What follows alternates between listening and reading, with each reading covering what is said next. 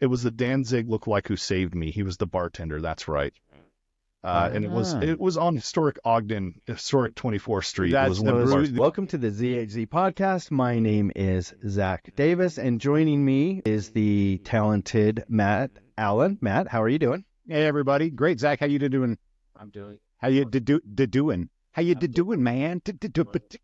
We got off to a great start. Right. Always off to a wacky start. Absolutely. We'll figure tonight, it out. I have the privilege of having our guest tonight actually in the studio. He's sitting right next to me, but we have separate cameras to make it editing a little easier for us.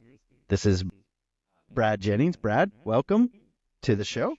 Glad to be here. Thank you. Glad to be here. All right. So Brad is he's based out of Washington, and he is in a ska band called Los Ocupados, and we'll talk about them a little bit later on. But just to get things started, Brad, let's go ahead and tell us a little bit about how you got your start in music, and like from the beginning till now, like how did music become into your life? Well, I started really young. I had found this old Korean guitar my uncle brought back from Korea, and I tried to learn to play it, and then the bridge fell off. And then I didn't pick up a guitar again for probably 10, 12 years when I was in California, and I was about 15. And started to learn to play the guitar at that time. Joined a few bands in my high school years. Played with Brian, who you know, a little bit here and there. And then life got ahead of me, and I put down the instrument for a while. And I was working in Washington. And I had a coworker there who was a music teacher at one time in life, and started to unlock all those things that bugged me from years ago and made me understand the boring parts of music and how convoluted it is, and kind of drilled it to me. So I started picking up my guitar more. And then COVID hit, and I ended up playing with the Freshly Squashed Flies, who I'm sure we'll talk about, and been really big into it again since then. Nice. So originally you're from here, right? I am, yes. Oh, okay. And then, so when did you move to Washington again? I've been there for almost 14 years now. Okay, so a good chunk of your adult life you've been living there in Washington then. It's a good chunk of my adult life. I spent my younger years here, and then I got married, and to chase work, I moved out of state. So, and then just fell in love with the Pacific Northwest and all the green and being close to the ocean when I want to go and stuff like that. So I've stayed there since, yes. Yeah. Matt actually knows a lot about the West Coast North. Yeah, I spent a few years living on the Oregon coast, and yeah, it does suck you back in. So I applaud you for your wherewithal and for planting roots and not coming back. Yeah, I kind of didn't want to get sucked back. I mean, don't get me wrong. I am here by choice. I chose to come back, and I love it here, man. But you know, it's like you grow up in Utah, and so many people have dreams. Actually, Utah, I gotta get out of Utah, and so many people don't. And a lot of people do, and then a lot of us come back. And at least now it's like I'm living in Utah by choice. That's true. Now it is a choice. You never. So how much? Let's talk about how you're playing on the Utah scene. You mentioned you played with Brian, who's Brian Bedard, who is the drummer for Hooray Who, was the drummer at the tail end of Catfish for us as well. So what did you meet Brian in school? Yes, I knew Brian in school. I was never in a band with him, but you know, he played. I played guitar, so we jammed a few times and stuff like that. The person I was in a band with was there was Kevin, Eric, and then we had a couple bassists in between here and there, and me. And that was back when I was really terrible at guitar, and you know, had fun doing it. It was loud, it was hard. You know, the '90s. We kind of were following along with that, and I think I only played maybe 2 shows in that whole time, maybe 3 shows. Most of my experience was actually watching Hooray Who back in the day, and like helping you guys out, like load in and doing sound. Yeah, like my fondest memory is almost getting punched out by some Danzig lookalike at one of your shows. That had to be. There was a Danzig lookalike at our show. It had to be either Kamikazes or Beatniks, Brewskis. It was the Danzig lookalike who saved me. He was the bartender. That's right. And it was on historic Ogden, historic 24th Street. That's it was either Brewskis or Beatniks. Probably. Yeah, Beatniks or Brewskis. Yeah, someone was playing. Dave's trying to play his saxophone, and I was stopping him, and he got pissed that I told him no. I think it was actually Matt. It was Matt's. Was it a trombone? Well, no, I was we were playing a show there, and a guy came up and started playing my trumpet at one of our shows, and I went up and snatched it right out of his hands.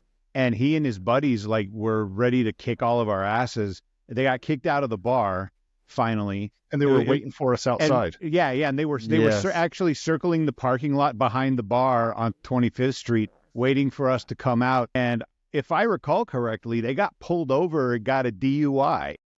Yeah, so they got busted. Yeah, you don't fuck with the Who, baby.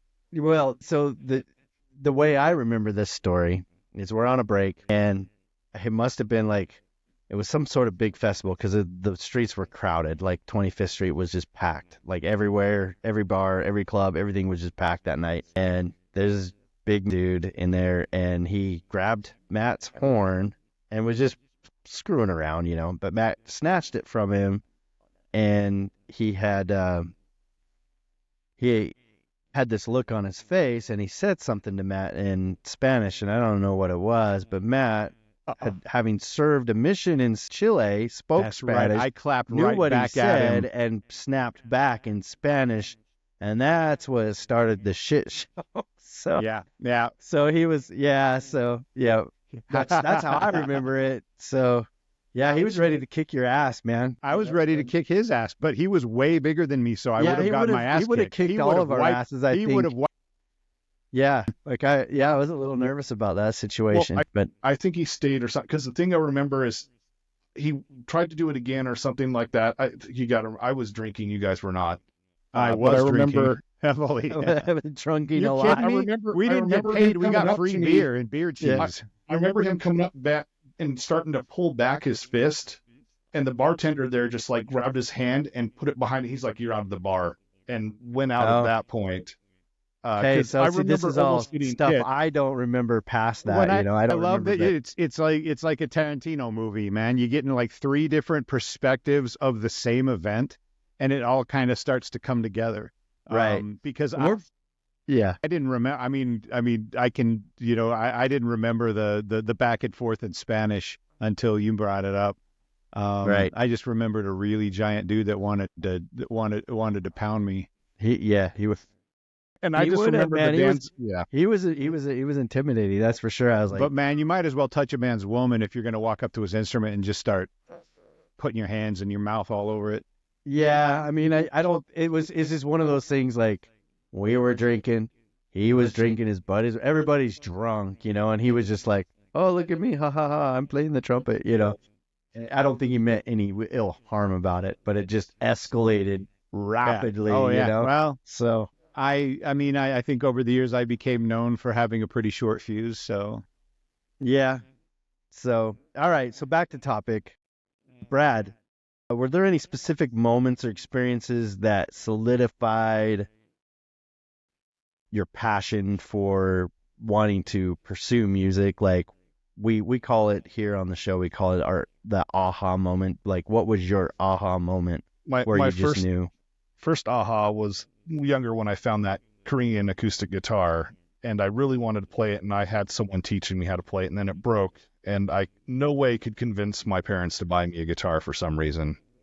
So I set it down, and then it was when I came back from Spain, and living in Spain, I had a friend who gave me a mixtape. It had tons of Oingo Boingo on it, and it had tons of a bunch of new wave stuff and new wave skater type stuff from the 80s, and just really listened to it, and came back, and grunge was starting up, and I did like some of the grunge stuff, and I wanted to play more guitar. I'm like, okay, it's time for me to do this. My dad got in an accident, and we had to move to Bakersfield, and to keep me busy out there, I got to pick up guitar again, and so I rented a guitar while I was out there, and then I started playing heavily again after that. So you went from, so backing up just a little bit. So Sure. you went from Spain to Bakersfield, California? All right, my dad was military, so we were there for the closing of the base. So closing down, we got sent home. He decided to Okay. become a truck driver when we moved back home. So he And got out of the He military. got out of the military, and then retired, was driving truck. driving truck. His trainer fell asleep at the wheel and ran into the back of another semi, and he had severe brain injury after that and got shipped. And so we were trying to find the specialist for him. So we moved to Bakersfield, California, which is where one of them were. And so, we were out in the middle of nowhere, knowing no one. So I was asked, what is one thing you've always wanted to do? And I said, guitar. And so I had lessons and picked it up and started playing. Okay. So you took lessons out in Bakersfield, and that's, wow, cool. That's I mean, not cool about your dad driving the truck, but that's cool that out of all this chaos, like something kind of beautiful just pops out and trying to deal with something like that. I can only imagine, living in a foreign, city where you don't know anybody, you're already kind of in your, how old were you at the time? I was 15. Yeah. So yeah, you're a teenager, you're in like high school at that point, and you don't know anybody. So that's cool that music became that escape and outlet, kind of therapy for you, I'm sure, right? I'm assuming. I was. Yeah, what is Freshly Squashed Fly? When did it start? And what's the engine behind all that? So when I moved to Clinton, Utah, in my teenage years, two people I ended up befriending was Brian and Pat.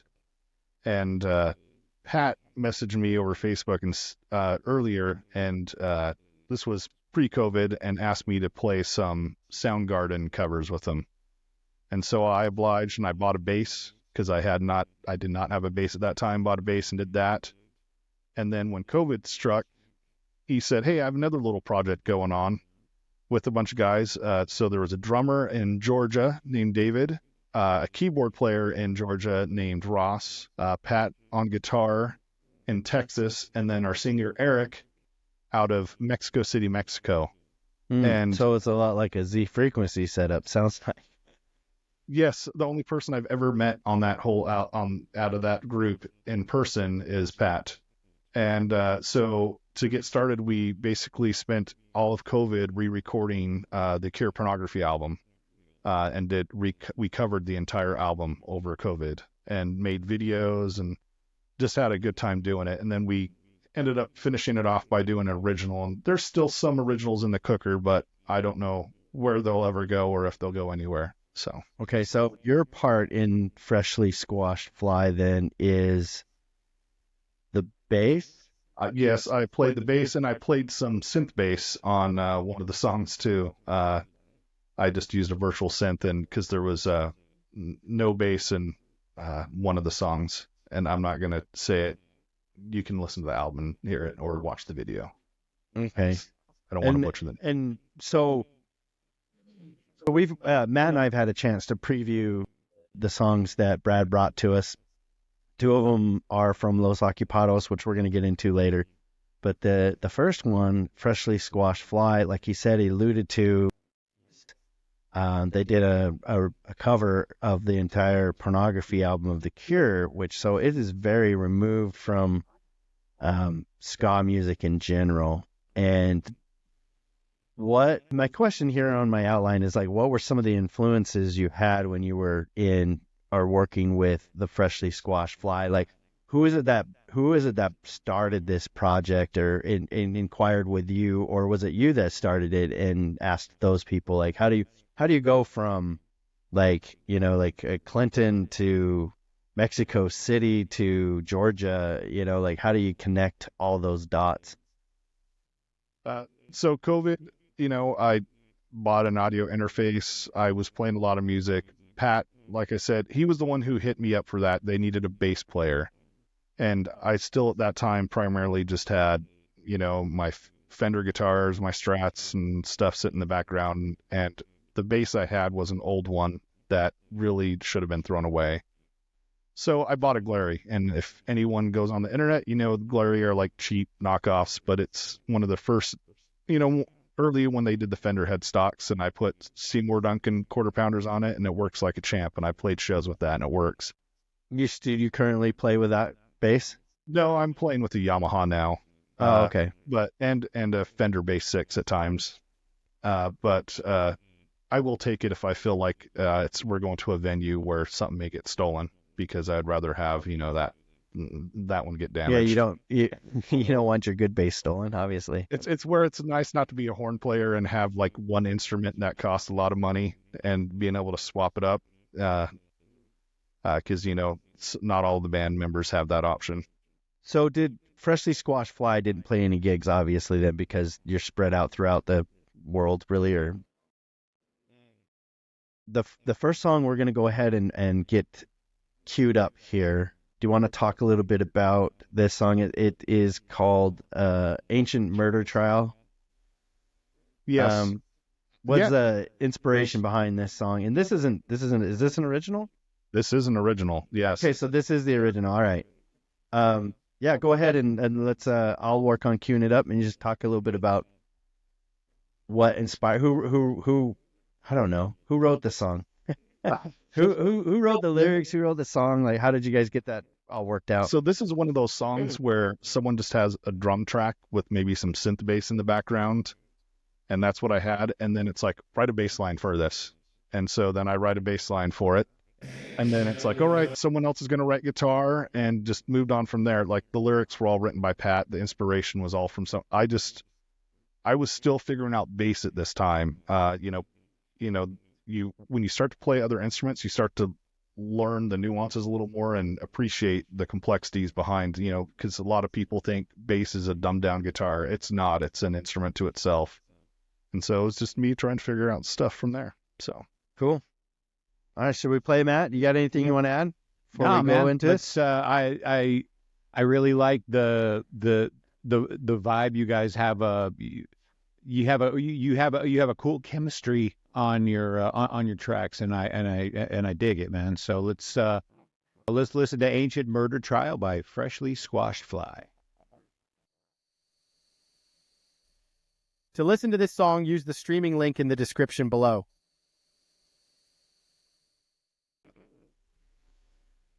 That was Ancient Murder Trial by Freshly Squashed Fly. Now, before we move on to Los Ocupados, which I'm really excited about, actually, Brad, are you guys still, like, I think you alluded a little bit to, like, an open-ended invitation to do more stuff with that group, but is there anything in the works that you know of, or is it just kind of, like, on hold for now, or... Well, like, I've done some bass parts for some more Cure cover songs. I have some drums that I've given demos, like new bass lines for. So it's just a matter of people have gotten busy, and COVID's over, and your main band kind of becomes a priority. And so we'll see. There might be more, there might not. We all still talk, and okay. But it's I'm not going to say it's over. But don't expect anything soon. So, alrighty. I think it's really interesting that as horrible as COVID was for live music, it was almost equally as beneficial for at-home studio music, learning how to collaborate remotely with other people on a grander scale than it was before. Yeah. Well, that's not just with music though. Like, you're talking like. Everyone became a bedroom producer. Everyone became a YouTube creator, a content creator. Like, everything blew up off of social, media and platforms, and then it's like, okay, now I got to go back to work, man. Right. All right. Well, let's move from the studio to a more live form of music. One of our favorites, of course, is ska, man. Like, So, Los Ocupados, tell us about this band, how you guys formed, who makes up the band, and give us the info on who you are. Yeah, so Los Ocupados, after COVID was coming down and, vaccines were available, I said I had enough doing this in my bedroom, actually my office at that point, and I want to do it live. I want to play with people again. So I scouring a Facebook group, and someone said, hey, we're forming a ska band. We need a bass player. And I was like, well, I have a bass on the wall. Let's try that. And so I messaged them. And I spent a few weeks like getting better at bass because I was pretty terrible at bass when I started. And so we just did some covers. They gave me some, classic two-tone. And I remember the hardest one I played was Interrupters, an Interrupter song. And so went out. They liked what, I was doing, and we all got along. And so at that time, it was Mari. It was Mari's husband, Tad. It was James on guitar and Luke on drums. And so we had 2 sax players, bass, guitar, and drums, and we needed a trombone player. So we kind of kept that for almost a year, and we finally found a trombone player, Mike. And he joined us for a while. And unfortunately, Ohio started calling him, and he moved away, so now we're back down to just sax, and we're going to be looking again here soon. So if you're in the Washington area and play trombone, trumpet, something, we're still looking. And all right, do you guys offer relocation bonuses or anything? Just asking for a friend. Hey. Just kidding. You get nice green views instead of brown. That's your package. That could work, We do everything remotely pretty much anyway, so. Right. I know what Matt was alluding to. It was pretty funny. But yeah, so if you're in the Washington area, they're looking for a horn player of some sort, whether it be trumpet, trombone. I guess you're kind of sticking with those two, or maybe another sax, or. We have too many saxes. So what saxes do you guys have, or are they both tenors, or like you got alto, tenor? It was 2 altos in the beginning, and then Mari finally switched to a tenor. Okay. And now we have tenor and alto, but the thing is, with Mari being the lead singer as well, there's times where you need a little more hit and a little more oomph, and you can't do that and sing at the same time. No. Correct. No. Well, I was going to say, like, even if you were going to do underlaying lines while she's singing, obviously she ain't going to be able to play while she's singing. So I get that. So how big is your band? It's a 1, 2, 3, 4. Is a 6-piece that you are? Yeah, we're 6. We do have a fill-in trombone player occasionally. Peter from a band up there called Mr. Blank. He's filled in for us for a few of the shows. Like we play with them. He's filled in. He filled in us for a bigger show down in Portland that we played with Ocupados, Los Ocupados in 1876. Yeah. So, we have someone there, but we need to find a permanent member. So, we're on lookout. But I've never had more fun than I've had with this band. Like the ska scene now is a lot different than it was in the 90s and early aughts. And just loving what's coming out these days. So yeah, it's actually, there's like this kind of underground movement, really, like there's not that I never really left, like people think, oh, ska was just like a flash in the pan in the 90s. They don't realize that ska has had a constant underground movement since like you said, since the 50s, man. And there have been and there have been surges of popular kind of offshoots of ska that were ska. They weren't any less ska, but they were their own brand. You had the West Coast, you had third wave, you had part of it. I think too may have been like it was just being at the right place at the right time, having the right sound to make that work. And it's cyclical with ska music. It's never going. It's the same thing with reggae. Like reggae has this big push, and then all of a sudden you don't hear about it much. And then now there's a big push again with the West Coast reggae scene. Right. And so obviously Utah back in the day had just a smoking ska scene. Correct. And it's not like it was anymore. There is still a ska scene. I mean, you go to a Make-Way show and there are people skanking all night long. And it's still very, very strong. It's just a lot smaller. Right, not as And mainstream. So is there a ska scene nowadays up in are you guys play mostly like Seattle or where are you are gigging the most? We play a lot in like Tacoma, Seattle. Okay. Seattle scene. It's had some good days. We've had some good shows in Seattle. I don't think the ska scene is there. It's not big. I still think like when I think big, I think like what ska was. When the '90s made it blow up to like different proportions than it ever was. Right. And I also remember the '90s ska scene in Utah where basically the shows were always sold out and tons of, kids there. So I think that when I think big, and we've gotten some shows that have been decent, pretty good size. What's the biggest crowd you guys have played for? About how many heads? We played for a few hundred when we played in Seattle. Like when we play in Seattle at the High Dive, the place was packed. That was us and a band called Mr. Blank, and No Doubt, which was a No Doubt cover band, and that was a hopping night. It was fun. We've also like Portland show. We had good show up for Ocupados. Is Portland? You're talking about Portland, Oregon? Yes. Is that a pretty decent ska scene? Because I hear some rumblings of ska stuff coming in and out of there. So I was just curious.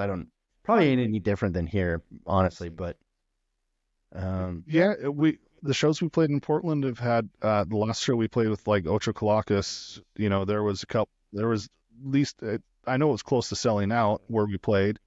We played Kelly's Olympian down there with a band called Brad Max. And that one we had a good showing. It was a smaller venue, but it was pretty packed in what was there. Those are my favorite. So you have your hot days and your cold days, like anything. Absolutely. You have your packed days and you have nobody's here days. Right. So our friend Dan Nelson, who played who's a sax player, played in Stretch Armstrong, and then last time when Stretch and Swim Herschel Swim did their reunion show a dozen odd years ago, he played with Swim too. He moved to Portland and was playing bass in a ska band called the Diplomatics. I've heard of them. Yeah, and last time I reached out to him, he pretty much didn't play much the sax anymore, but that was his other instrument. It's been a while. He played bass in 2.5 White Guys. He was correct. Yeah, his other, instrument was between the sax and the bass. But right. But anyway, so let's get on to some music. What's the first track we're going to listen to, Z? The next track that we're going to, actually the next track, but the first track from Los Ocupados is going to be called A Better Way. And go ahead and tell us what the song's about and how that came about, and how walk us through the process, what you guys do for recording and production. So recording is one thing that we're always constantly improving. The Flies, that experience was so easy. It's a little bit different when you have more members and you're all kind of learning different things at the same time. And horns. So A Better Way was one of the first ones we recorded, and that song, I know Mari, our singer, she's from Venezuela, and it's kind of talking about what tore her country apart, and a little bit how here we've had some divide, and kind of how there has to be a better way. So this is almost politically generated, motivated, I guess. Do have some politically motivated lyrics in our stuff, and we're not afraid to call things out. Yeah, well, coming from Venezuela, I'm sure she has something she could definitely say. So this was the first song that I wrote anything for, and we're working on being more collaborative on our music writing process these days. But basically, it kind of, there was a set of songs, and we're going to have an album out with those set of songs soon.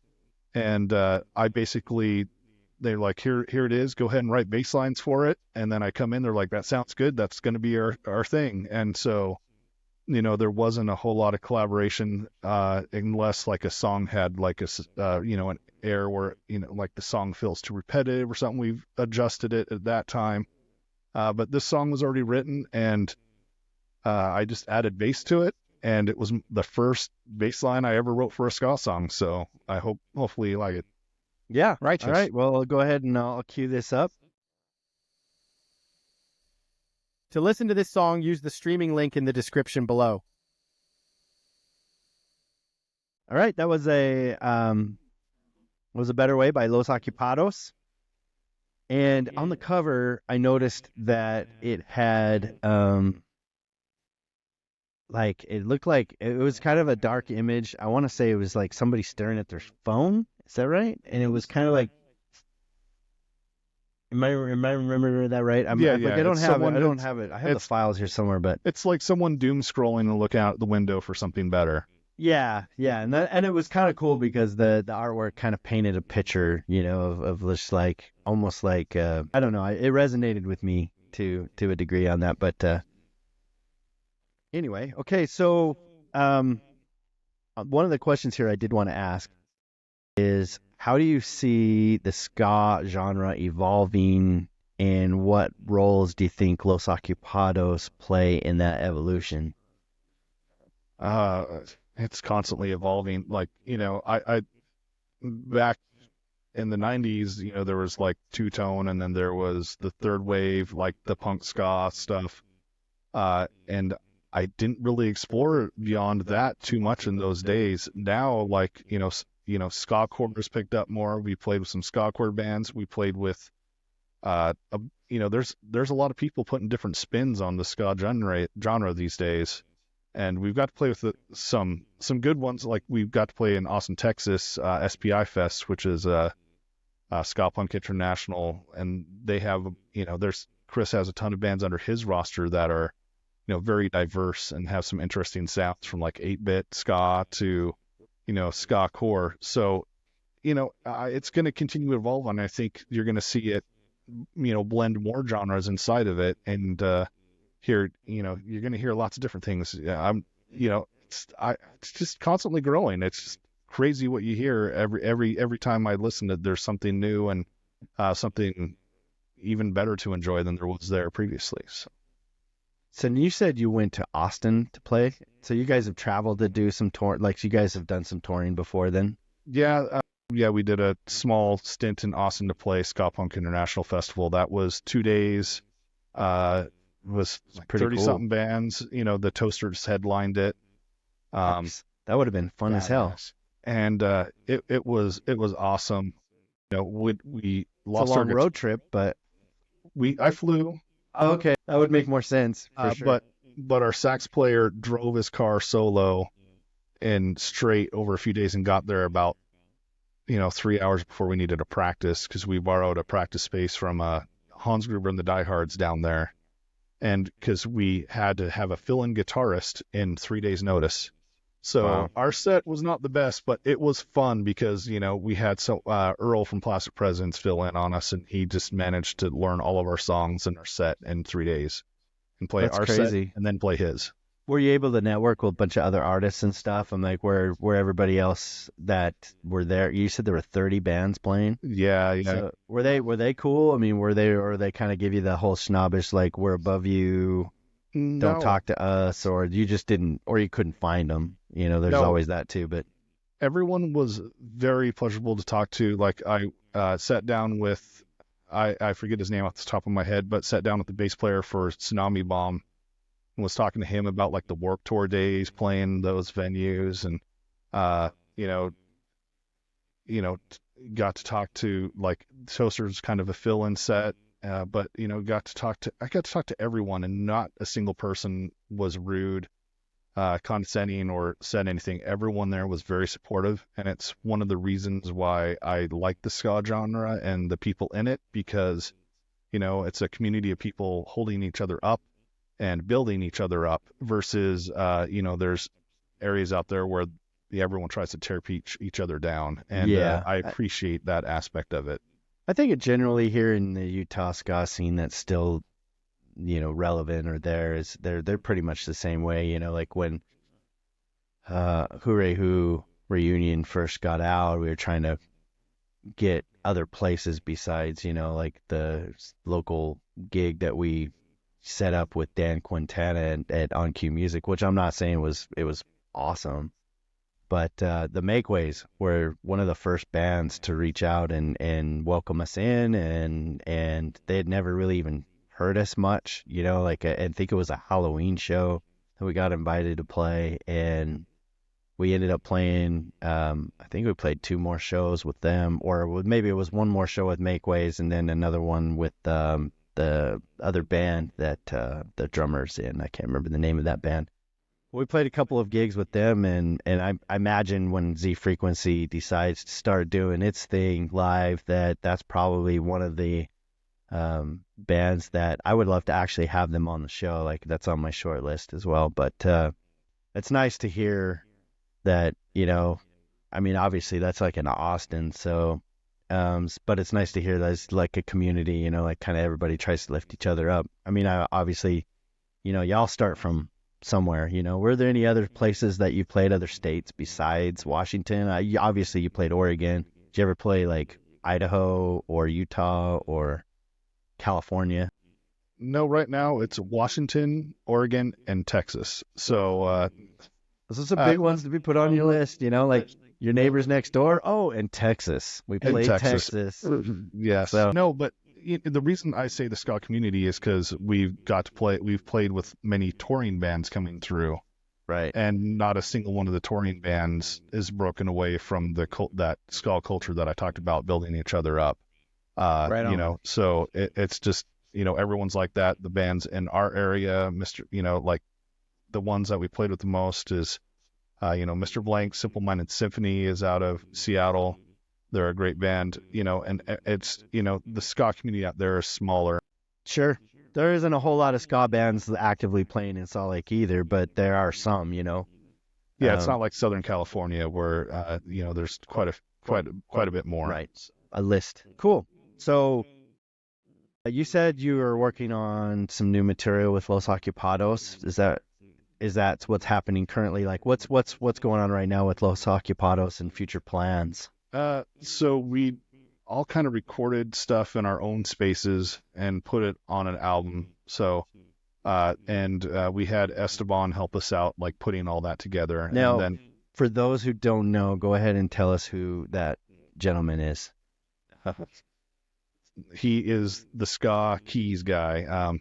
You know, if you want to talk to someone who knows all about ska and keys, he's played with everyone and toured Esteban, Matamoska. Oh my God. The guy is a legend in the ska community. If you don't know about Who opened up for Matamoska when they came through town in Salt Lake City. Can't remember when, but it was a year ago, maybe a year and a half ago. Yes, and he is a legend in himself in the community. Yeah. Cool. So you guys pretty much record similar to what Z Frequency does, where most of you have some sort of means to record or home studio. You do your part solo and then bounce it off to, I guess, maybe whoever's going to do the engineering for that. Well, maybe Esteban, I guess, is the one who's going to be doing the engineering work for you. Cool. So you have your own studio then, I'm taking it, that you record off of? Yes, I do. I have my own office, and then actually right now I'm in the planning phases on building an isolated studio in my backyard. Nice. So what kind of equipment do you use? Like, what is your DAW of choice?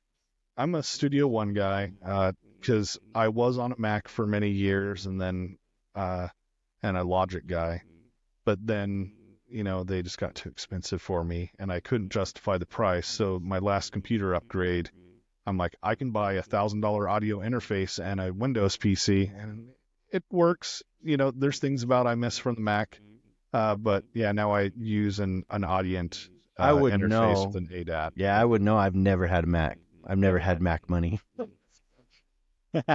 I just haven't. You know what I mean? Like, I just don't have that kind of money. I had an Apple IIc back in the day. Did you? Yeah. That's not a Mac. I just never. I've always wanted one, but then, you know, like, all of the stuff that I use is so proprietary towards PC that it'd be learning a whole new system all over again. But in saying that, you know, like, I'm a total Apple fan when it comes to the iPhones. So who knows? Who knows? Well, right on, man. So are you guys have any plans to do any more shows, or you got any shows lined up? Sorry about that. I had to switch cameras. I had a technical difficulty. So if it looks just a little different, that's why. Anyway, so we were talking about, do you guys have future plans to play live shows? And you right now, I guess you said you're trying to recruit a new member. Where do you guys rehearse? Like, how does that setup work for you when you're doing live rehearsals? We have two places we rehearse. One in Rainier. You guys, you not being from Washington probably, and one in Tacoma.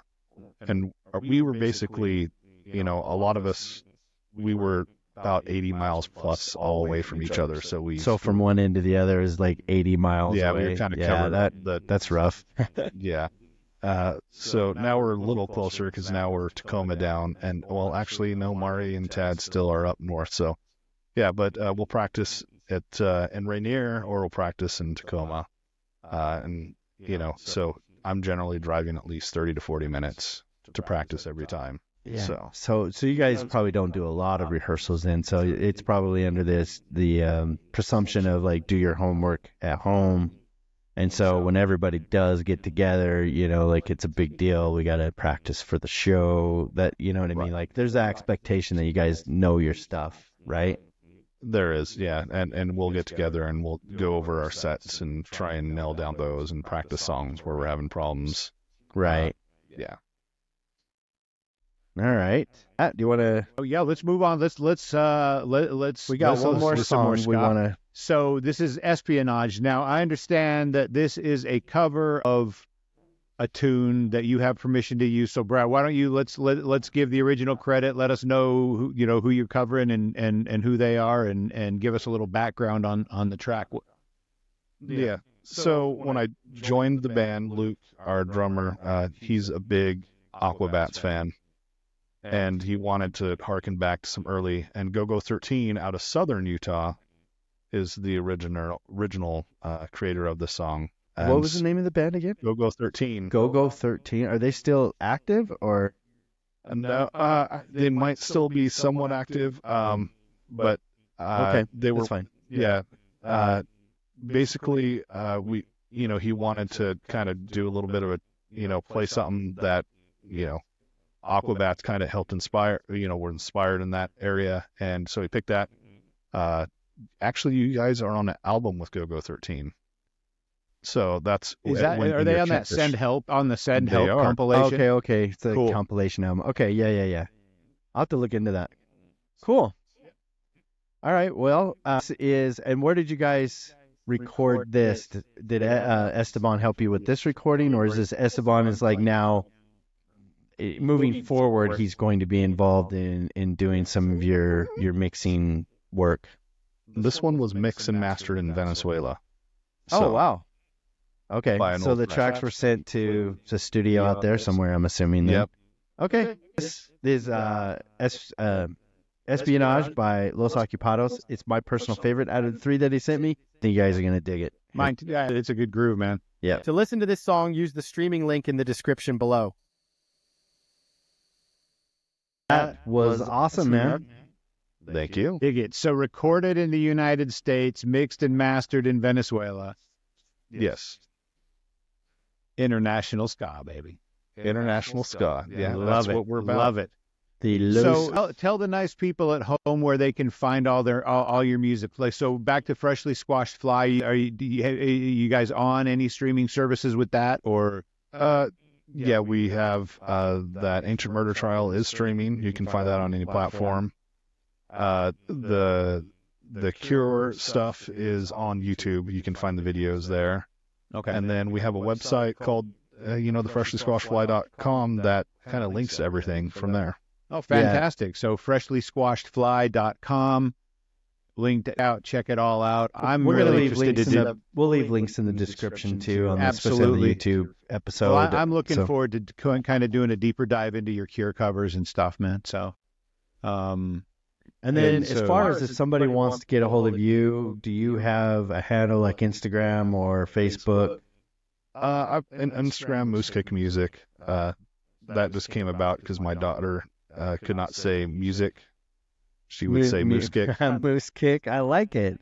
I dig it, man. Yeah, I just kept it. So yeah. All right. Nice. Well, I think that's going to pretty much wrap Well, this up. well, isn't and it? what about Los Ocupados? Are you guys? I mean, same thing. Do you guys have a website? Do you guys have socials? Streaming Yeah, and if- whatnot.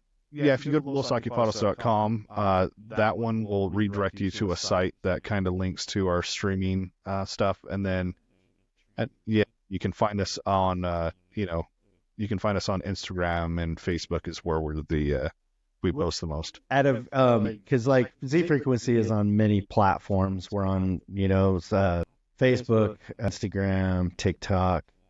What platform do you guys tend to gravitate, or your fan base tend to reside mostly in, just out of curiosity? I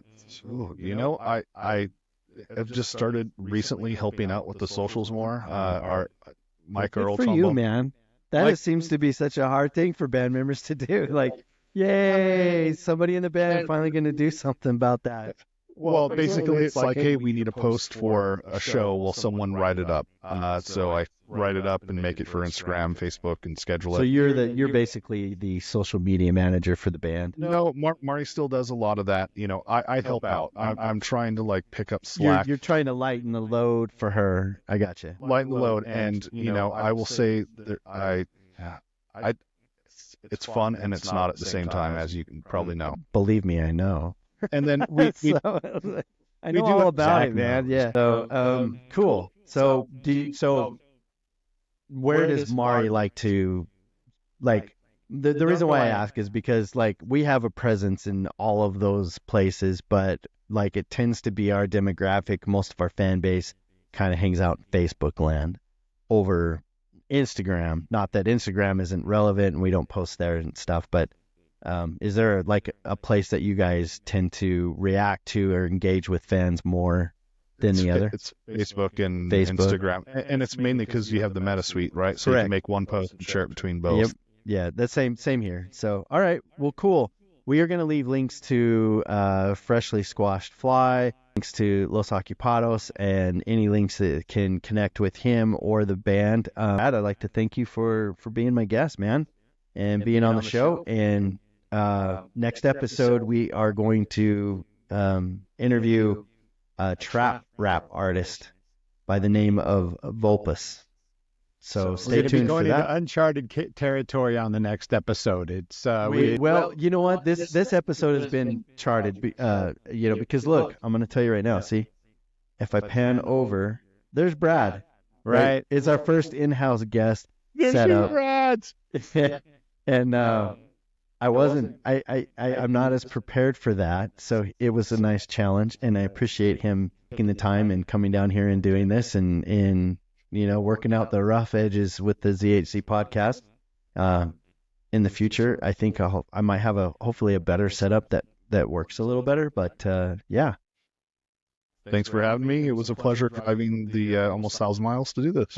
Well, it means the world to us that you made the drive all that way. But next Right. time, for crying out loud, man, we can do this remotely. You don't have to make the drive to Zach's house. right. All right, I'll give you hold back. $5 for gas money. I got 5 on it. That's Yeah. 10, man. That'll get you at least to Logan. Right. So, okay. Much love, Matt. I'll see you next week. We'll see you next time. Thanks, Brad. Okay. Peace. See ya.